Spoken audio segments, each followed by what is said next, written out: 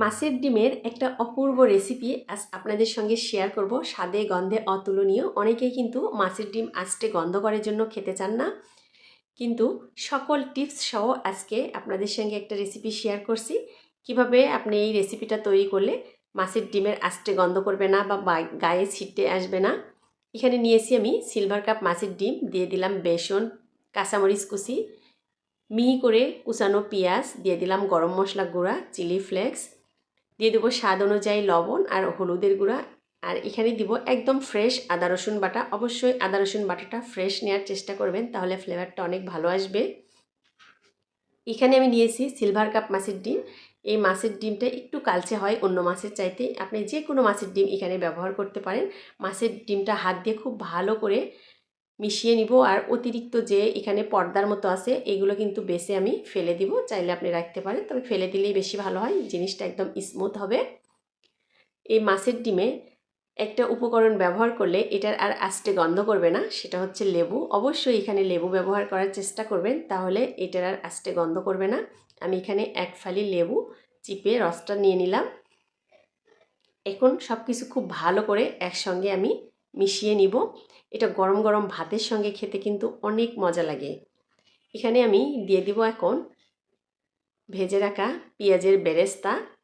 অনেকটা পরিমাণে বেরেস্তা দিয়েছি। এই বেরেস্তা দিলে কিন্তু ফ্লেভারটা অনেক ভালো আসবে। অবশ্যই চেষ্টা করবেন বেরেস্তাটা দেওয়ার। খুব ভালো করে এখন মেখে নিয়ে এখানে আমি একটা দিয়ে দিলাম কোয়েল পাখির ডিম।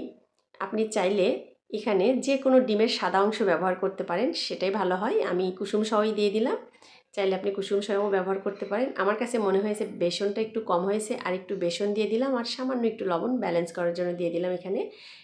এখানে আমি বেসনটা কিন্তু চেলে নিইনি, সেজন্য একটু কিন্তু দলা দলা আছে। আপনারা এই ভুলটা করবেন না। অবশ্যই বেসনটা খুব ভালো করে একটু আটা চালা দিয়ে ভালো করে চেলে নেবেন। এটা মেখে নিতে আমার একটু এই জন্য সময় লেগেছে। আপনারা এই ভুলটা করবেন না। এটা মেখে এক সাইডে রেখে দিচ্ছি। এখন চুলায় তেল গরম করে এটা আস্তে আস্তে তেলে ছেড়ে দিব। প্রথমে ভয় পাওয়ার কোনো কারণ নাই। এটা কিন্তু দেখতে অনেকটা লিকুইড মনে হচ্ছে, কিন্তু তেলে ছাড়লেই এটা দেখবেন যে ডিম দেওয়ার জন্য কিন্তু জমাট বেঁধে যাবে। আমি সবগুলো একে একে এইভাবে তেলে ছেড়ে দিব। চাইলে কিন্তু এটা এমনি এমনি আপনি ভাতের সঙ্গে খেতে পারেন, আবার এটা কিন্তু আবার কপ্তার মতো করে রান্না করেও নিতে পারেন।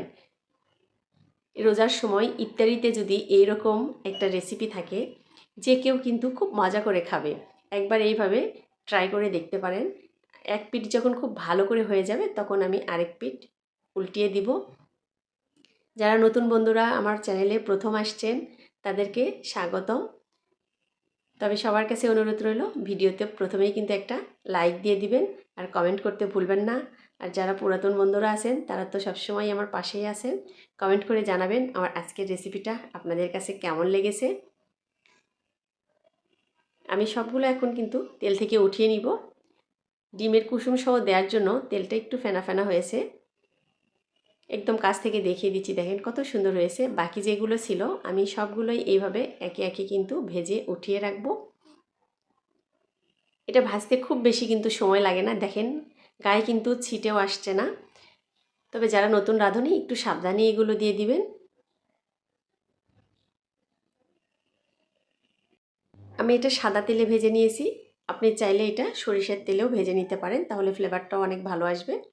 আর এটা কিন্তু এই যে ডিমের কুসুমের জন্য এরকম ফেনা ফেনা হয়েছে, এতে ভয় পাওয়ার কোনো কারণ নেই। আমি একে একে সবগুলো এইভাবে ভেজে নিব। এটা কিন্তু এমনি এমনিও খেতে ভালো লাগে, আবার গরম গরম ভাতের সঙ্গে খেতেও কিন্তু অনেক ভালো লাগে। আমি একটু লাল লাল করে এটা ভেজে নিব। উপরেরটা হবে একদম ক্রিস্পি, আর ভিতরে একদম ফাঁপানো হবে, সফট হবে, খুব সুন্দর। ডিম দেওয়ার জন্য কিন্তু এটা এইরকম হবে, তাই অবশ্যই ডিমটা দেওয়ার চেষ্টা করবেন। আমি সবগুলো উঠিয়ে নিলাম, আর এখন এগুলো গরম গরম ইফতারিতে পরিবেশন করব। একটা ভেঙে দেখাচ্ছি, ভিতরটা দেখেন কত সুন্দর, একদম ফাঁপানো হয়েছে। একবার এইভাবে ট্রাই করে দেখতে পারেন, খেতে কিন্তু দুর্দান্ত হয়। আর কথা বাড়াবো না, আজ এ পর্যন্তই। আবারও দেখা হবে নতুন কোনো রান্নার রেসিপি নিয়ে। সে পর্যন্ত সবাই ভালো থাকবেন, সুস্থ থাকবেন, নিজের এবং নিজের পরিবারের খেয়াল রাখবেন। আমার জন্যও সবাই দোয়া করবেন। আল্লাহ হাফেজ।